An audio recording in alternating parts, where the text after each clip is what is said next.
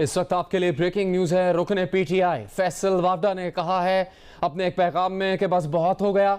वो आज रात 9 बजे अपने करीबी दोस्त अरशद शरीफ के कत्ल के बारे में हकायक से आगाह करेंगे। वो पाकिस्तान और मासूम पाकिस्तानियों की हिफाजत के लिए खड़े होंगे। इस वक्त आपको ये ब्रेकिंग न्यूज़ दे रहे हैं।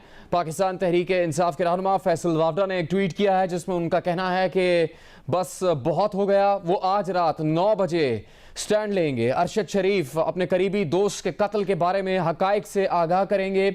उनका कहना है कि वो ऐसा कर रहे हैं इसीलिए ताकि पाकिस्तान और मासूम पाकिस्तानियों की हिफाजत हो सके, इसके लिए वो खड़े होंगे। उनका कहना यह है कि कत्ल के पीछे सच्चाई क्या है, इससे वो आगाह करेंगे। रुकने पीटीआई फैसल वावडा ने कहा है कि बस बहुत हो गया।